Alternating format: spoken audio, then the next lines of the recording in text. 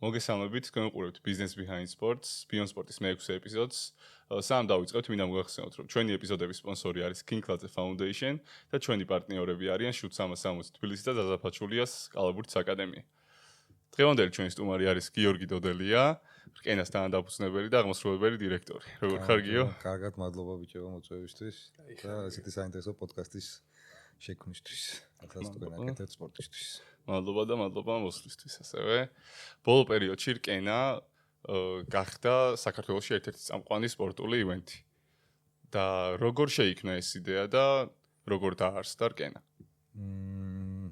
იდეა დაახლოებით 2 წლის წინ მოვიდა.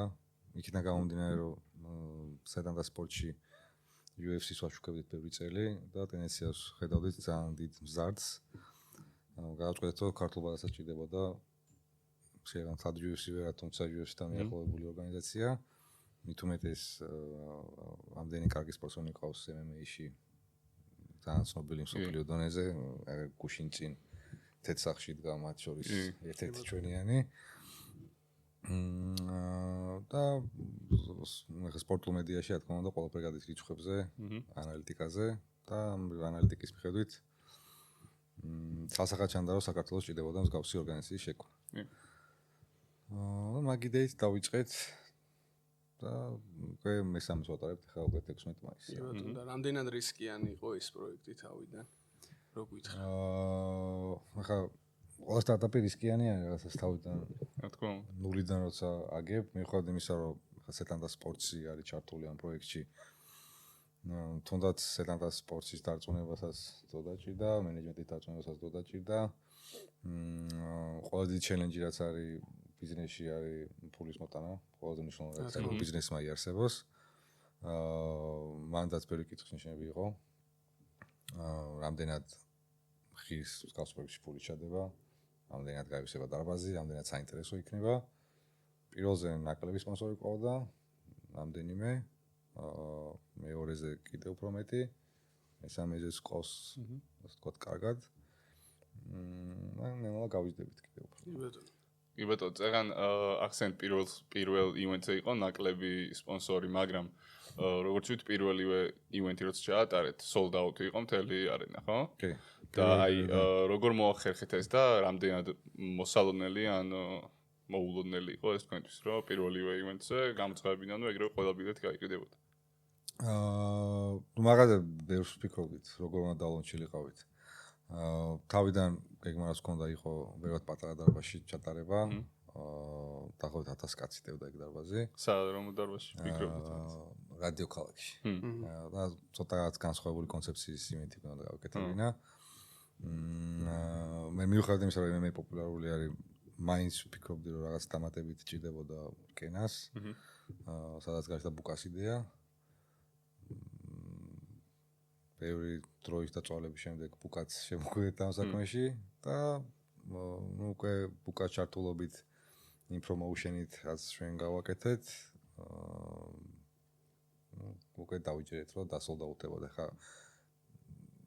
მაინც რაღაცა ჩვენს უგჭება ადამიანს პროცესში, თუმცა პირველივე დღეებმა როგორც ბილეთები დავდეთ, უკვე აჩვენა, რომ ეს ივენთი შედგებოდა. ანუ ეს თავიდან როგორც ერთჯერადი ივენთი ისე არ იყო, ხო გაწერილი, გრძელვადიანი. რა თქმა უნდა.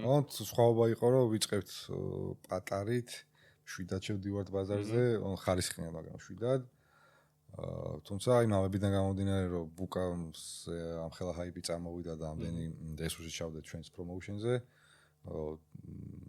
ერთ-ერთ შეხვედრაზე 3 კვირით ადრე ივენთამდე გავიტანეთ ეგ საკითხი, რომ ხوار გადავიდეთ დიდ დარბაზში. და ხوار გაგრესოს ეს დარბაზი გავავსოთ. ჩვენ კენაურზე ვიყავით, მე და დემე ვიყავით და ასე ვთქვათ, ადგილი არ იყო დასაჯდომი, იმდენად ბევრი ხალხი იყო და იმდენად საინტერესო ივენთი იყო. კიბეებზე იჯდა იქიდან უყურებდა.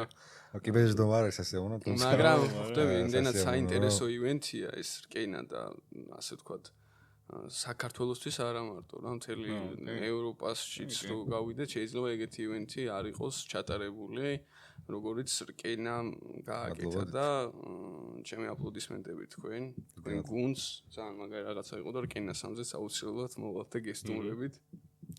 და მე მაინტერესებს რა ინვესტიციაც ჩაიდო ამ პროექტში მთლიანად. რა თქმა უნდა ხარჯი იყო და შენ ახსენე რომ ბევრი სპონსორი რკინა პირველზე არ ყავდათ. რკინა ორმა თუ ამოიღო და პროფიტზე თუ გახვედით რამენაირად? პროფიტზე გასვლის რა გითხრა ხა პირდაპირ კეთო. თუმცა მსგავს მასშტაბურ პროექტს ერთ დღეში ვერ გქონი.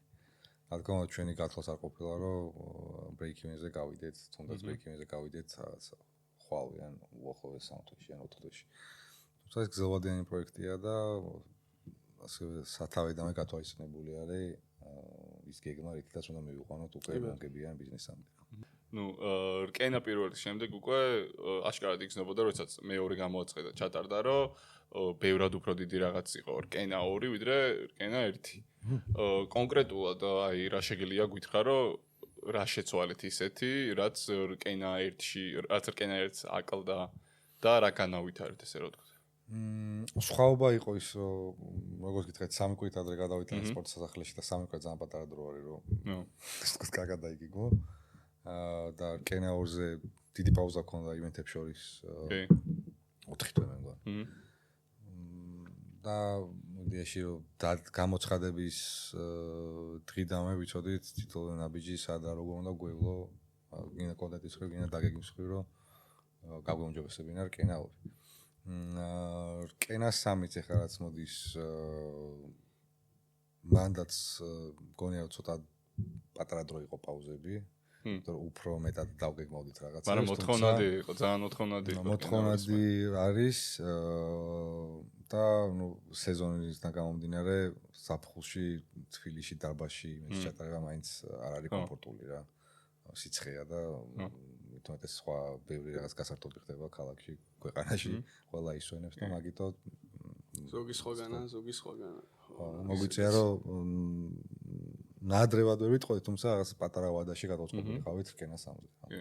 ჩვენ ნახეთ სტატია, მე მგონი ბიზნეს მედიაჯიზე, რომ რკენას ერთ-ერთმა კონკრეტულად არ მახსოვს ვინ, მაგრამ ერთ-ერთმა სტაფის მემბერმა ასე რომ ვთქვათ, სტატიაში თქვა, რომ წელს გინდათ 6 ივენთის ჩატარება. კი რა და მე ვიტყოდი ალბათ მაგას სხვა არის. მე მგონი თქვენი სახელი არ იყო ეს ზუსტად, მაგრამ რავი, რამდენად შესაძლებელი იქნება მით უმეტეს აი ეს მოკლე პაუზები რო იყო და ჯერ გრძელვადიანი პაუზა ამ ივენთებს შუა, როგორ გეგმავთ ამ 6 ივენთის ჩატარებას? შეიძლება იყოს 5, თუმცა შეიძლება იყოს 6-იც რა. ამ 6-ში არ მოიაზრება რომ 6 საქართველოში იქნება. თუმცა გვინდა წლის ბოლომდე კიდევ 3 ღონისება კონდეს საქართველოში. ნუ ეს ძალიან საინტერესო ის განცხადება რომ საქართველოს შეიძლება არ იყოს, ანუ საერთაშორისო ბაზარზეც ფიქრობთ გასვლას, ხო? ნუ კი, ხა ზოგადად საქართველოში ყველა წამოწყებულ ბიზნესის თავი და პირველი მიზანია გავიდე საზღვარი. გაიტანოს გარეთ, იმიტომ რომ სხვანაირად მაინც მცირე ბაზარია. მოსახლეობაც ნაკლები არის და აუცილებელია ბიზნესი გაზარდოს სხვა ქვეყნებში. თუმცა ესეც რკენა იქნება არის ქართული ბრენდი და ამ გასწორ ქართული სული დულით სხვა ქვეყნებშიც რა. ყოველ მიზანი ეგ. და რა მაინტერესებს, აი როგორ ხედავს რკენას ჯგუფი, გუნდი კონკურენციის გაწევა სხვა ქართულ ორგანიზაციებთან, რომლებიც ვიცით, ხო, არის რაღაც TFC არის და სხვა გამა სპორტი რა. ნუ ხარისხი თუ შევადარებთ, შეიძლება ყველაფერი უკვე ნათელია. რაოდენობითაც ხარისხითაც თუნდაც მებრძოლების რაოდენობითაც ყველაფრით რკენა ლიდერობს და რა თქმა უნდა ეს სამაგალითოა სხვა ორგანიზაციებისთვის, მაგრამ მაინც რო გითხრათ თუ შესაძლებელი იქნება რომ ეს სხვა ორგანიზაციები თქვენ რამენაირად დაგეწევიან, ასე ვთქვათ, და ერთ ლეველზე იქნებით, რანაირად აჯობებთ, უხეშად რომ ვთქვათ და რანაირად გაუწევთ მათ იმ კონკურენციას საქართველოს ბაზარზე, რაც იცი რა ჩვენ დაწყების დღიდანვე არ გქონია, ანუ ჩვენი мотиваცია არადოს არ ყოფილა, რომ არსებულ ბაზარზე ვაჯობოთ სხვას, ხო, რომელი ორგანიზაციას ვაჯობოთ ან რაღაცით, ასე ვთქვათ, შეუმციროთ შემოსავალი ან რაღაც გავს კონკურენციაში შევიდეთ. ანუ პირიქით ძალიან ბევრი კარგი მებრძოლია საქართველოში და შეუძლებელია რკენაზე ყველა შანსი მიეცეს. ამიტომ რომ კენასთვის უნიშნულოვანესი ფაქტორი არის რომ ყველა ქართული ორგანიზაცია განვითარდეს, გაიზარდოს. მეტ რაღაცეებში, ასე ვთქვათ, ინვესტიცია ჩაიდოს, როგორც კერძო ბიზნესისგან რაღაცა ადამიანური რესურსის მხრივ. და ზოგადად ბაზარი გაიზარდოს. იმიტომ როგორც თქვი, კენა ქართულია, თუმცა ჩვენ როგორც კენა ასოციაციიდან და სპორტში 14 ქვეყანაშია და საქართველოს გაჩერებას არ ვგეგმავთ თავი. ანუ ის კრახის იქნება, მე თუ მკითხავ საქართველოსში გაჩერება და ანუ ძალიან კარგი იდეაა და რა თქმა უნდა ყველა ბიზნესი იმაზე უნდა იყოს ორიენტირებული. ხო, პირიქით ჩვენ გვინდა რომ ხელი შევუწყოთ ყველა ორგანიზაციას, ყველა ორგანიზაციის მებრძოლს შანსი კონდეს კენაში გამოსulis, თუ სრული იქნებათ. ასე როგორც მედია სეტანტა სპორტსი, ასე ვთქვათ, ყველანაირად გვერდში დავუდგეთ არა მარტო კონკრეტულად MMA-ს, არამედ ქართულ სპორტს. რა თქმა უნდა. ხალხი ძირითადად ხა ხედავს სანახაობას, მაგრამ რა თქმა უნდა, ამ სანახაობის უკან დგას ძალიან დიდი ფინანსური მხარე. თუ შეგიძლია რო გითხრა, რომ მაინც ამ რკენას ნებისმიერი ვინც ზოგადად ორგანიზაციის გაკეთების დაარსებისას მაინც რა იყო ყველაზე ძვირი და ესე დიდი ფინანსიანი მხარე, რაც დაჭირდა რკენას რომ გახდარიყო ესეთი ორგანიზაცია. ნუ იდეაში ყველაზე საწყის ეტაპზე ყველაზე მეტი ფული მაინც ბრენდში ისხება. ანუ თუ გინდა რომ ბიზნესი შედგეს, ბრენდი უნდა გაზარდოს. რა თქმა უნდა. შესაბამისად, საწყის ეტაპზე ყველაზე მეტი ფული წავიდა ბრენდის განვითარებაში, კონტენტის შექმნაში, ასე პროდაქშენში და მსგავს თემებზე. თუმცა უშუალოდ ივენტზე, როგორ გითხრათ, ესე ერთი კონკრეტული ასა დიდი ხარჯი არ არსებობს, პატარა ხარჯი არაფერზე არ არის, პირდაპირ შემიძლია ვთქვა. თუმცა ხო დაბალანსებულია რა, ერთი კონკრეტული რო გითხარ, აი აქ გვაქვს გამოწვევა, რომ აი ეს ხარჯი რაღაცნაირად შევამციროთ ან რაღაცა ალტერნატივები პოვოთ, ეგეთი ერთი კონკრეტული არ არსებობს რა. იმიტომ რომ ღონისძიებაა და სხვა ბევრი ნაწილი არის ძალიან. 50 სხვა მიმართულება არის. რა თქმა უნდა. ესე დიდი პროექტი როგორც რკენა არის, ნუ საჭიროებს ხო სპონსორების ან ჩართულობას. და მაინტერესებს თქვენ ახსენეთ სეტანტა სპორტსი და სეტანტა სპორტსი რანაირად დაგეხმარათ თქვენ დაუშვათ რა კუთხით დაგეხმარათ რა კუთხით შეიცვალა ასე ვთქვათ რკენა სეტანტა სპორტის ჩართულობის შემდეგ რომ მოგვიყვე ამის შესახებ. კი ან რკენა არის სეტანტა სპორტის პროექტი რა. ხა იდეა ასე ვთქვათ დამუშავებულია სხვაგან, თუმცა სეტანტა სპორტის სეტანტა სპორტის დაწყებულია თავიდან ბოლომდე. თავარი და უდიდესი რესურსი რაც სპორტისგან მოდის არის ის ადამიანური რესურსი და ის გამოცდილება რაც მსგავს ორგანიზაციას ჭირდება. მარკეტინგი იქნება, კონტენტი იქნება, რაღაც იურიდიული მხარე იქნება, ფინანსური მხარე იქნება, თუ რაც იქნება. შეუძლებელია მსგავსი მასშტაბის პროექტი აკეთო, ვთქვათ, მსგავსი დიდი გუნდის გარეშე. და ეს გუნდი არის ალბათ ყველაზე დიდი კონტრიბუცია, რაც კი შეიძლება ორგანიზაციაში შეიტანოს ნებისმიერ კომპანია. და პლუს ამას, რა თქმა უნდა, ასე ვთქვათ, მედია გაშლა. ეს არის სეტანტას უდიდესი ქსელები, სატელევიზიო ხები, სოციმედიის გვერდები, OTT პლატფორმა, YouTube, ყველაფერი, რაც გაძლევს, ასე ვთქვათ, ყველა გზას გიხსნის იმისთვის, რომ ორგანიზაცია გაზარდოს. კი ბატონო. და ეხა უკვე რკენას და არა მარტო რკენას, ზოგადად MMA-ის ივენთებს ყავთ საზღვარგარეთ ყავთ ძალიან ბევრი სპონსორი. რკენასაც ხა თითზე ჩამოსთველი სპონსორები არ ყავს როგორც ვიცით. რა რამდენიმე უკვე მესამედეც უკვე უფრო მეტი არის ვიდრე მეორეზე, მეორეზეც პირველზე მეტი და საქართველოში რამდენად რთული არის ეს სპონსორების მოძებნა და უკვე ჩაპარტნიორება უხშალოდ ვთქვათ ამ სპონსორებს. მარტივი ნამდვილად არის. ისევ იმიტომ რომ პატარა ბაზარი არის და ასე ბევრი კომპანია არ არის, რომელსაც იმის რესურსი აქვს, რომ მარკეტინგში ფული ჩადოს, მართლა არ არის ბევრი. ნუ ის კომპანიები, ვინც თქვა კენა პირველიდან მოყვებიან, რა თქმა უნდა, საერთოდ სხვანაირად არიან და დასაფასებლები ჩვენ იქნება სხვანაირად ვაფასებთ. ანუ იდეაში მთავარია ერთია მოყვანა და მეორეა შენარჩუნება სპონსორის რა. ორივე უდიდესი ჩელენჯი არის. ასე ვთქვათ, ყოველდღიური. თუმცა თუ ჩვენ შევძლებთ რომ ხარისხი გავზარდოთ ყველა ივენტზე, რა თქმა უნდა, ყველაზე არ გამოვიდეთ, თუმცა ზრდა გვექნება პროცესში მუდმივად. მგონია რომ მოვახერხებთ სპონსორების შენარჩუნებას და კიდე ახლების შემოერთებას რა. მედიასთან დაკავშირებით, როგორც ვიცით, სეტანტაზე გადის ტრანსლაცია რკენასი და მაინტერესებს რას ფიქრობ, ანუ რამდენად მომგებიანია ეს რკენასთვის, თუნდაც ლაივ ტრანსლაციები, რასაც მაყურებელი უყურებს ტელევიზორში, თუნდაც ტელეფონში, რაიმე მოწყობილობაში, სადაც შესაძლებელი იქნება, ასე ვთქვათ, ლაივ რეჟიმში რკენას ივენთის ყურება. ბატონო, სეტანას სპორტი უდიდესი მედია არის, არა მარტო საქართველოს, ზოგადად 14 ქვეყანაში, რეგიონში. შესაბამისად, უნიშნულოვანესი ფაქტორია რკენის განვითარებაში ძლიერი მედია პარტნიორი ყავდეს. თუმცა სამომავლო გეგმებში აუცილებლად შედის სხვა დიდ მედია კომპანიებთან დაპარტნიორება, საერთოდ სხვა ჭრილში, რაც არის მედია უფლებების გაყიდვის ჭრილში. რაღაც ინტერესები უკვე წამოსული არის, ასე ვთქვათ, ევროპის ქვეყნებიდან, ჯერჯერობით, ასე ვთქვათ, საშუალო მედიებიდან, თუმცა რკენას დასთან სხვა დიდი მოთამაშეების დიდი მედიები ჩაერთვებიან რკენას გაშუქებაში. ძალიან მეტი ინტერესი ჩემო თქო გასდასთან ერთად. ამის ნაწილია UFC Fight Pass-ი, ეს არის გლობალური პლატფორმა. უშუალოდ MMA-ის პლატფორმა არის ხოლმე OTT. და მანდაც მოლაპარაკებაში ვართ, რომ რკენა UFC Fight Pass-ზე იყოს და მთელ მსოფლიოში შეძლოს ყურება.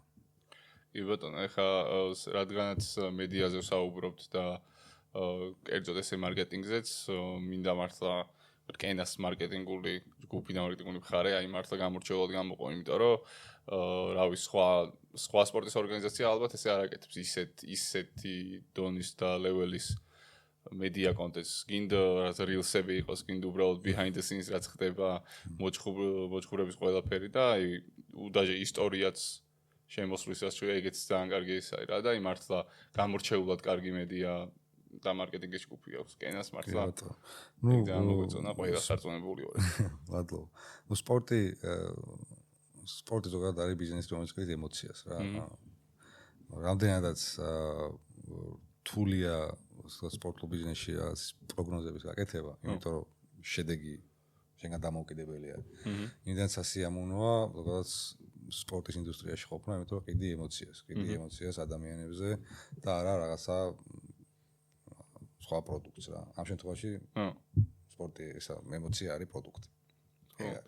და მაგიტო საინტერესო და სწორი მარკეტინგის გარეშე შეუძლებელია ეს ემოცია მიიტანო ადამიანებამდე და ჩართო და გახადო ამ პროექტის ნაწილი რა. ხო, ეს მარკეტინგის ნაწილი თლიანად თქვენ და სეტანტას არის თუ არის რაიმე მარკეტინგის ჯგუფები და კომპანიები რომლებიც გეხმარებათ? არის სეტანტასი, არის Edwin-ი, ჩვენი პარტნიორი, რომელიც ასე ვთქვათ კრეატივის ნაწილშიც გვეხმარება და უშუალოდ გადაღების და პროდაქშენის ნაწილშიც გვეხმარება. და ანუ ეს მოვალეობა გაყოფილი არის, გუნდიც საკმაოდ დიდი არის და მაგიტომაც ყავს Edwin-ი კიდე გარედან შემოერთებული, რომ ყოველ ჯერზე განსხვავებული კრეატივი გქონდეს. და აქეთ არის სპორტული კრეატივი, აქეთ ცოტა ასე ვთქვათ სხვანაირი ბალანსი და საბოლოო ჯამში გამოდის კენა და ასე ხედავთ. ძალიან ემოციები ახსენე და ძალიან ასე ვთქვათ საგულისხმო რაღაცაა ეგ ემოციები, იმიტომ რომ როდესაც ფაითერები გამოდიან მებრძოლები, სანამ იჩხუბებენ და მათი ცხოვრება არის წარმოჩენილი ეკრანებზე, რას აკეთებენ ყოველწურად, როგორ ცხოვრობენ, რანაირად. ზოგისთვის გულის ამაჩუყებელია, ზოგისთვის ესეთია, ზოგისთვის ესეთია და ზუსტად ეგ იყიდის. ჩემი აზრით ემოცია ხალხზე და ზუსტად მაგიტომ ასე ვთქვათ გულშემატკივრობენ ამა თუ იმ მებრძოლს თავიანთი გავლილი ცხოვრების გამო და ნუ ამის მაგალითები ყოფილა რომ რკენაში, რკენა 1-ში, რკენა 2-ში, რკენა 3-ში ალბათ იქნება. და მე მაინტერესებს უბრალოდ მებრძოლებს საიდან არჩევთ თუ ისინი გამოდიან თქვენთან კავშირზე რომ მინდა რკენა 3-ში მონაწილეობის მიღება დაუშვათ ან თქვენ არჩიეთ თუ რანაირად ხდება. იდეაში ჩვენ ვარჩევთ. ბაზარს ხედავთ, როგორც ვახსენეთ, ყველა ორგანიზაციასთან თანამშრომლობთ, მეგობრობთ. თვითონაც რა თქმა უნდა გამოთქვამენ ინტერესს, თუმცა ჩვენი ხალხი თავი პრობლემა ეგ არის, რომ მაგ სიხშირით ვერ ჩავატარებთ ღონისძიებებს, ყველა შანსი იმის არ არსებობს და რა თქმა უნდა ყველა ქარდი ცალკეულად კომპლექტდება, მიდის დიდი მუშაობა ერთი არის სპორტული ნაწილი, მეორე არის უკვე რამდენად გაყიდვადი გახდება ეს კარდი ან კონკრეტული მებრძოლი და ამის შეხედვით უკვე მთელი გეგმა იდება რა. როდესაც შექმნა ინსკენა უკვე ყველაფერი ანხორციელეთ, თქვენი მიზანი რა იყო community-ის შექმნაზე, ანუ რა აუდიტორია ყავდათ მხოლოდ MMA-ის და მხოლოდ ესეთი ფაითერების ჯგუფი რაც არის სპორტი უფრო სწორედ ეგ აუდიტორია გინდოდათ თუ უბრალოდ ქართველი ხალხი და არა მარტო ქართველი ხალხი, იმიტომ რომ რკენამ მოიზიდა თქვენ ივენტზე ისეთი ხალხი, რომელსაც დიდად ახლო კავშირი არ ქონდათ რა MMA-ისთან მით უმეტეს და ზოგს სპორტთან კიდევაც რა. ბევრი იქ მოვიდა, შეიძლება უხეშად ვთქვათ, მაგრამ half time shows გამო, იმის გამო და აი როგორ შექმნით, რომ ეს community ესე მალე ესე გაიზარდა. ნუ ჩვენთვის ეს core community რა თქმა უნდა MMA-ის გულშემატკივარი და მაყურებელი არის. იმიტომ რომ ამ ადამიანებზე დგას ის აზრი, რაც ასე ვთქვათ შემდეგ ქვეყანაში გავრცელდება. იმიტომ რომ ესენი არის მოყვარულები და თქო თავარი წრე MMA-ის ეს ადამიანები არიან.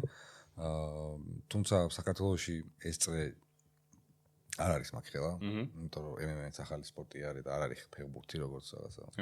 ნებისმიერ ადამიანი დაგელაპარაკება ფეხბურთზე და უბრალოდ ყველა ჩათვლის თავის თავს რო არის ამაში ძალიან გარკვეული და MMA ახალია, თუმცა საკმაოდ კარგი და ძლიერი ისე ვთქვათ ბაზა არის ამ ადამიანების, ვინც გულშემატკივრებენ და ძალიან კარგად ესმის სპორტი. თუმცა რა თქმა უნდა აუცილებელია ეტაპობრივად სხვა ადამიანების შემოერთება ამ MMA-ის სიყვარულში ასე ვთქვათ. და ამას საჭიროა half time show, საჭიროა ის ისტორიები, ადამიანური ისტორიები, რაც უკვე პირდაპირ მოგვიყვანს ადამიანებს და მეტად ჩართავს MMA-ში, არა მარტო რკენაში, ზოგადად MMA-ში. ისე რა უფრო რთულია მაყურებლის მოზიდვა რკენას ივენტზე თუ თვითონ ხარისხიანი ივენტის გაკეთება და ანუ რაოდენობა თუ ხარისხი მარტივად რომ ვთქვათ რა, რომელს უფრო ანიჭებ უპირატესობას. ორივე კი კარგია ერთმანეთის გარეშე არ არსებობს რა. თუ ხარისხი არ დაიჭირე ღონისძიებაზე, გულშემატკივრით არ მოვა რა. გამორიცხულია ერთმანეთის გარეშე. შედეგის ღონისძიება. თავარი ის არის რომ რკენა როგორც პროექტი არის წარმატებული პროექტი, ამაში ორი აზრი არ არის და ჩვენ ძალიან გულშემატკივრობთ რკენას და ძალიან მომეწონა რომ აი ესე ვთქვათ საერთაშორისო ბაზარზე გადნიხარ და არის შემოთავაზებები მედია კომპანიებიდანაც და არ ვიცი რა შეიძლება იყოს რომ რკენა ასე ვთქვათ არ გახდეს უფრო დიდი და წარმატებული კომპანია ვიდრე დღეს არის. საქართველოს ყოლობაზე არ ვიცი მე თუ მკითხავ შეიძლება ზოგმა UFC-ს არ უყუროს და რკენას უყუროს, ხო? იმიტომ რომ უფრო რაღაცა ემოციური კავშირი, რადგან ეს ქართული პროექტია. გესმით რასაც ვიზახი. უბრალოდ სწორი მიზნების დასახვაა საჭირო. ეს სწორი მიზნები მოდის ხარისხიდან, სწორი პარტნიორებიდან, სპონსორებიდან და ასე შემდეგ. არა მარტო რკენას ნებისმიერ ბიზნესზე შეგვიძლია იგრო თქვა, რომ სწორი დაგეგმა და სწორ პარტნიორებთან გასვლა და პარტნიორობა თვითონ. ანუ ზოგადად არსებობს ბიზნესი, სადაც ასე ვთქვათ ups and downs არ ქონდეს, არ არსებობს. მათ შორის რკენასაც და აქ და ექნება კიდევაც. აღმასვლა და დაღმასვლა.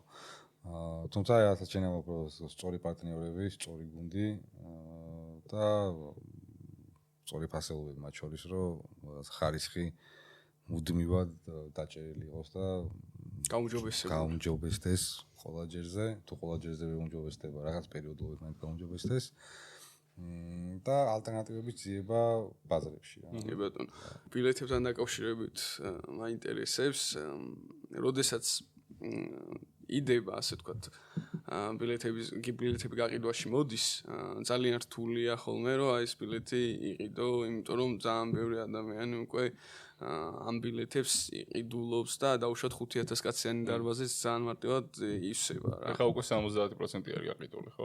და ანუ ივენთი ერთ კვირაზე. რკენა ორზე მაგალითად ძალიან რთული იყო. მე პირადად მედადემემ ძალიან ხო ისე მოვახერხეთ რაღაცა. სპონტანურად მოვახერხეთ. ლავირების საშუალება მოგვეცა, რომ გვეყიდა ბილეთი და ასე ვთქვათ შემოვედით რა და მაინტერესებს ბილეთებთან დაკავშირებით, რადგან ესეთი ცოტა მცირე რაოდენობა იმ ძველ სპორტის სასახლეში შეიძლება დაუშვათ 10000 კაცს უნდეს მოსვლა და 5000 მოვიდეს და თუ გეგმავთ როგორც დაუშვათ UFC აკეთებს ხოლმე ადგილმდებარეობების შეცვლას. ნუ დღეს საქართველოში ასე ვთქვათ არსებული დარბაზები რაც არის წავალთ მანდ აუცილებლად ჩავატარებთ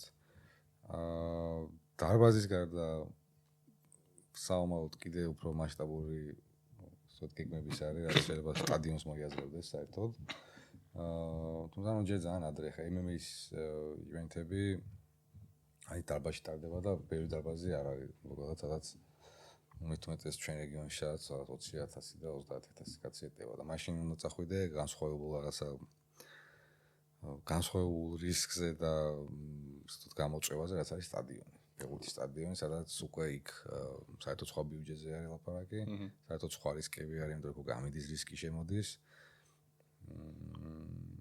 თუმცა მაგას მუშაობთ რა. ხო, ნუ ეს რაღაცა სამომავლო საკითხია, მე თუ მგითხავ, ნუ დღეს და ხვალ არც არის საჭიროება ამის, იმიტომ რომ რაღაცნაირად ქართველი ხალხიც უნდა ასე ვთქვათ დავაინტერესოთ საბრძოლო მეტად უნდა გაიზარდოს ინტერესი. კი, ყავს ჩვენ ძალიან მაგარი მებრძოლები, რომლებიც არიან ილია თოფურია, მერაბ დვალიშვილი და ძალიან ბევრი არიან ძალიან მართლა. არ ვიცი ხა ყველა რო ჩამოთვალო შეიძლება არ იყოს ჩვენი რაოდენობა პოდკასტის დრო და უბრალოდ კარგი იქნება რომ ანუ საქართველოს მოსახლეობას რაღაცნაირად ეს ახალი რო მივაწოდეთ ძალიან კაია, მაგრამ რაღაცნაირად სულ რო თავაზობდეთ რაიმე ახალს და თუნდაც რკენა თუნდაც საფეხბურთო კუთხის საკალათბურთო ნუ იმიტომ რომ ყველას უნდა ესმოდეს რომ რკენა და ასე როგორც სხვა ორგანიზაციები ეს არის ბიზნესია და ამაზე ნუ მხოლოდ ასე ვთქვათ, არა ექსპერტი თუ შეგვედავება, რომ ეს ბიზნესი არა და ხალხის გასართობად არის შექმნილი, ხალხის გასართობად კი არის შექმნილი და ზუსტად ეს არის ბიზნესი, რომ ხალხის გასართობად არის შექმნილი და ემოციების გაყიდვაში კი ბატონო და მე არ ვიცი, რკენასთან დაკავშირებით კარგი სმეტი, ნამდვილად არა მაქვს სათქმელი. ხო, მაგ დარბაზებიც ერთფეროვანი რო გახდეს აუცილებელია ასე კრეატიული იდეები მოიფიქროს და როგორ ჩაატარო რა. გვაქვს მეორე სპორტის სასახლეც თბილისში, მანდაც ჩავატარებთ. ლექსი არენა არის იქ.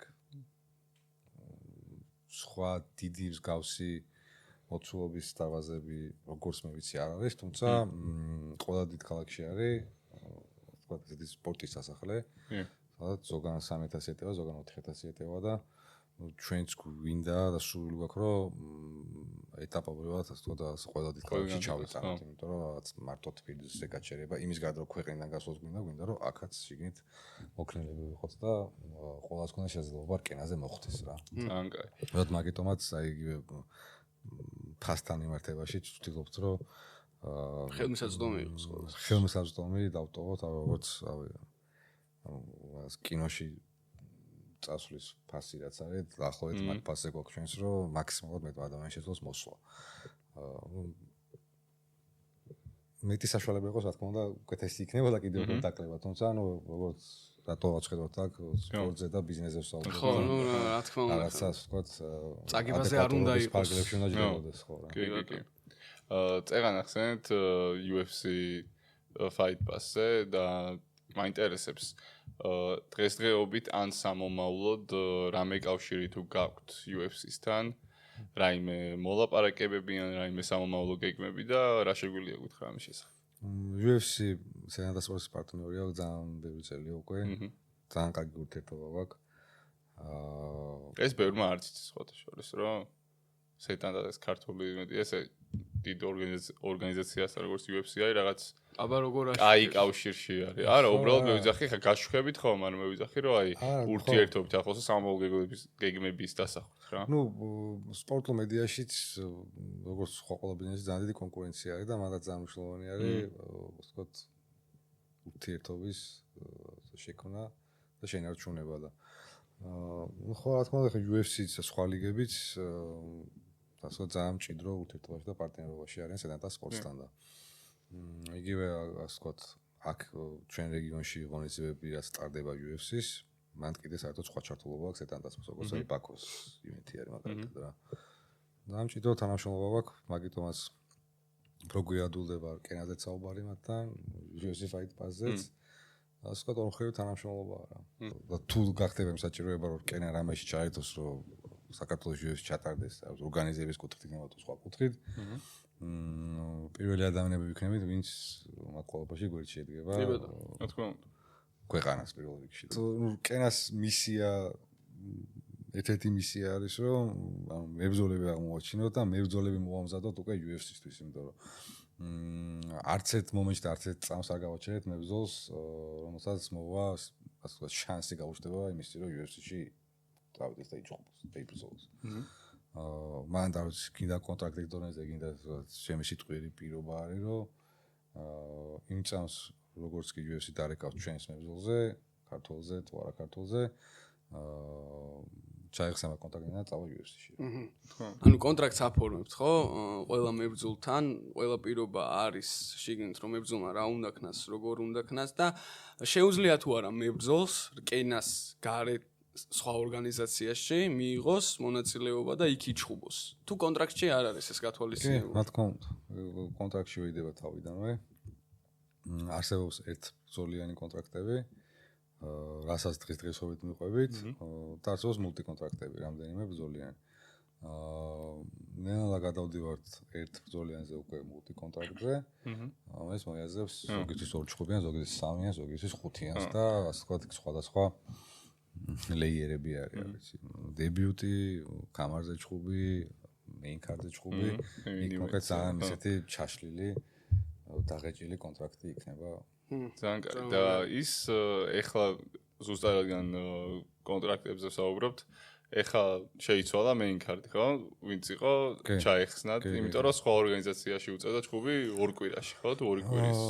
ხო, ну, მან 2 კვირით ადრე აიღო გურამ ხუთადელაძესთან ჯგუფი და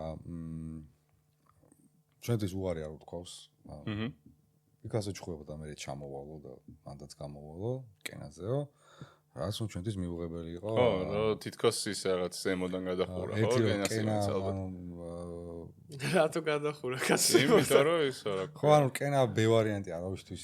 ხო, არ უნდა მე არასას ვიზახი, ანუ ის არის რომ არ ვიზახი რომ რაღაცნაირად იმ მებრძოლს რომელმაც ასე ვთქვათ კონტრაქტი სპირობა არ შეასრულა და არ ბრძოლობს კენაზე მეინ კარდზე არ ვიზახი რომ ის მებრძოლი გამართლებული არის ჩემი მხრიდან ან გამტყუნებული არის რა ყველას აქვს რაღაც თავისი პირადი ეს რა ურჩევნია როგორ ურჩევნია უბრალოდ ჩემი აზრით ანუ კონტრაქტი იმას უნდა ითვალისწინებდეს რომ მებრძოლს არ უნდა შეეძლოს მეინ კარდის დაკენსელება ან რაიმე ბრძოლის დაკენსელება და სხვა ორგანიზაციაში წასვლა თუნდაც ანუ UFC-ს 2 კვირის მანძილზე ხო 2 კვირის მანძილზე ხო არ ვიცი რა და claim B ასე თქვა და არ უნდა იყოს რკინა მაგაში და არასდროს არ იქნება მით უმეტეს სადაც სხვა პასუხისმგებლობა როცა თავარი ბრძოლა გაქვს და სადაც სხვა მოზადება ჭირდება თან თავარი ბრძოლა გაქვს რაულ თუთარაულთან რომელიც ერთ-ერთი საუკეთესო მებრძოლი არის არა მარტო საქართველოში რეგიონში და იმის იქით და 2 კვირით ადრე ბრძოლა იყო გურამ ხუთადელაძესთან რომელიც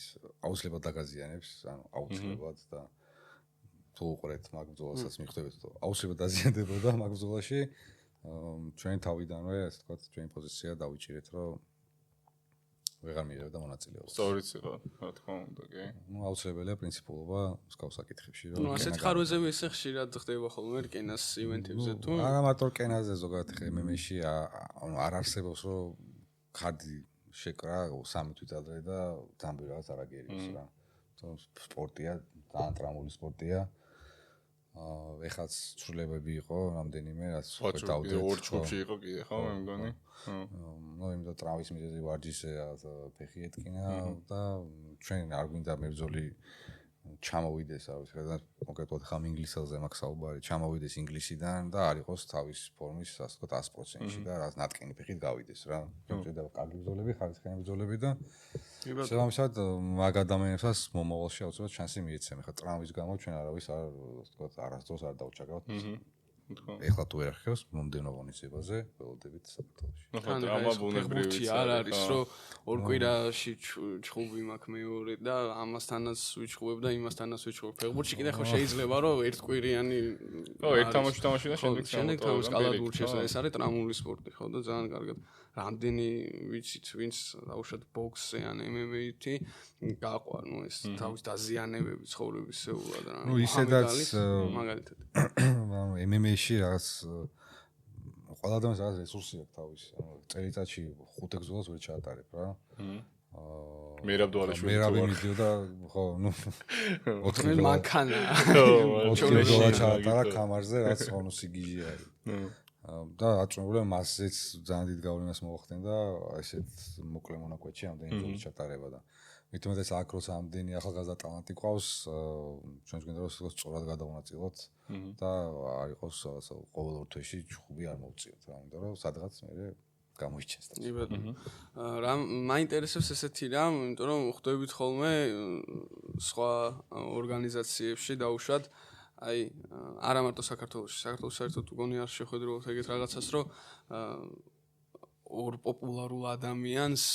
ეჩხუბოს ერთმანეთთან რა დაუშვათ აი როგორც ამერიკაში ხდება ხოლმე რომ იუთუბერებს აჩხუბებენ ერთმანეთს ანუ ხო მაინტერესებს უბრალოდ რამდენად მიზანშეწონილი გონია ესეთი რამ რომ ორი სელებრიტი მოიყვანოთ ვისაც ასე ვთქვათ დაპირისპირება აქვთ ერთმანეთში და აჩხუბოთ რა ანუ მომგებიანი ჩემი აზრით იქნება მაგრამ რამდენად სერიოზული იქნება ხო რამდენად ჩაჭდება თქვენ ფორმატში აქვე ვიტყვი რომ მსგავსი ამერიკანაზე არ მოხდება არასდროს იმიტომ რომ ხო ეს არის სპორტული ორგანიზაცია ვარ და ხო ნუ ცოტა რაღაც სხვა სეგმენტია რაღაც საერთოდ სხვა სპორტია ალბათ არის სპორტი რაღაც შოუ მარტო შოუ მარტო შოუთი ხო ჩვენ სპორტს ვაკეთებთ სპორტსმენები ყავს პროფესიონალები რომელიც რა ვიცი მთელ ცხოვრებას ამ ყველაფერში დებენ და შესაძლოა გვინდა ამ ადამიანებს დაუფასოთ მათი შრომა და რაღაცა ინფლუენსერების ან რაღაც ცნობილი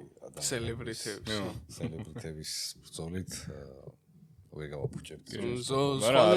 არანაკლებ შოუც იყო ეს ჩხუბები რომელიც ვიხილეთ მაგალითად წინა მეინ ივენთი ოლივეირაზე თელი დარბაზი გაერთო ესე ვთქვა გამოსული ჩხუბი თუ საუბრობ ერთი რაღაცა სელებრიტია ჩხუბების სპორტსმენი არის კრიმს ვარჯიშობს 20 წელია და საუკეთესო მწვრთნელები ყავს და თუ მსგავსი ვიღაც იქნება პირიქით რატომაც არა ოლივეირას ძალიან მომეწონა, იმიტომ რომ რატო იყო კარგი, სანახაობრივი იყო, ყველა მაგისთვის იყო მზად რომ აი მეინ ივენთია და მეინ კარდი არის და ძალიან მაგარი ჩხუბი იქნებოდა, მაგრამ ნუ ჩვენმა რა თქმა უნდა აჯობა ეხლა თვითონაც ტიპი იყო ძალიან კაი რა, სახალისო ტიპი იყო, რაღაცას ეკვაცეკვი შემოვიდა, იქ რაღაცებს გადაობდა, ასე ვთქვათ, მაგრამ წააგო რა.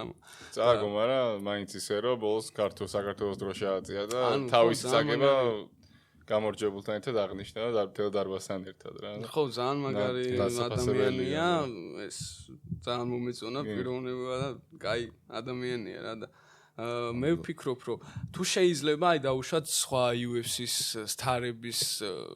სტარებთან მოლაპარაკებაზე გასვლა რკენას მხრივ ჩამოყვანა და შეიძლება ქართულ მებრძოლთან არა ქართულ მებრძოლთან ჩხუბი და რამდენად არის გეგმაში ეს რკენასთვის რა თქმა უნდა შეიძლება აუცილებლად იქნება კიდევ დიდი სახელებიც იქნება თუმცა მანდაც რაღაცა სწორი ტენდენციით უნდა გავყვეთ თუ ყველა ჯერზე ყველა ივენტზე რაღაცა UFC-დან წამოყვანილ დიდ ვარსკვლავს აჩხუბებ მე უკვე სუმაგის მოლოდინი იქნება. ამისად ნუ ერთი ნაწილია მსგავსი ბრძოლები აუცილებლად იქნება და ამასობაში უკვე შედგება რკენას როსტერი რომელიც იქნება ტოპ 10, ტოპ 15 სადაც უკვე კიდე დამატებით სხვა სპორტული ინტერესი შემოვა, რომელიც არის კამარი. და უბრალოდ მაგიტო არ ვჩქარავთ ჩვენ ჯერ კამრის ასე ვთქვათ გამოტანას. იმიტომ ჩვენ კამარს აქვს სადაც სხვა ფასი და ჩვენი კამარი სულ იქნება ასე ვთქვათ ძალიან რთული ხო, საშუალო და მისაღწევი. საბამისად ეს სპორტული მხარე რო დაემატება, კიდე საერთოდ სხვა დონის ბრძოლები იქნება, რომელიც უკვე სადღაც უკვე ვეღარაცდები ქართულს და ქართულს ერთმანეთთან ბრძოლას და სხვა ეროვნებების რა გააჩნია, ვინ იქნება იმ მომენტში, ასე ვთქვათ, საჩემპიონო პოზიციაზე. და უკვე გადავა საერთოდ სხვა სპორტულ რეჟიმზე, რაც არის უკვე ტოპ 10, ტოპ 15 და ყველას მიზანი რა თქმა უნდა სპორტში მაქსიმუმია, რაც არის კამარი და იქნება კიდე უფრო საინტერესო ბრძოლები.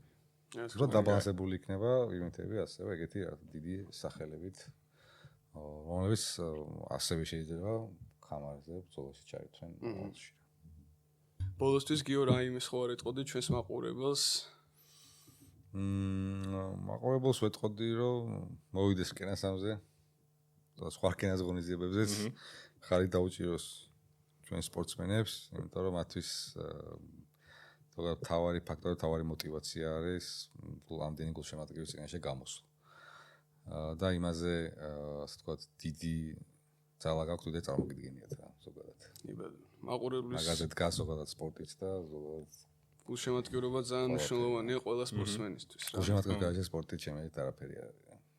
ასევე მინდა ვთქვა რომ ჩვენი მარკეტინგული პარტნიორები გახდნენ შუთ 360 და ზაზაფაჩულია საკალათბურთო აკადემია და მინდა გადმოგცე შუთ 360-ის gift card-ი 1+1 ვიზიტია და ამირიდან მუდამ იქნებიან ჩვენი პარტნიორები და წინ ძალიან ბევრი და კარგი პროექტი გველოდება და გველოდება და ჩვენც ასე ვთქვათ წინ მივიცევთ როგორც რკენა. თქვენ უყურებდით Business Behind Sports, Beyond Sports-ის მე-6 ეპიზოდს.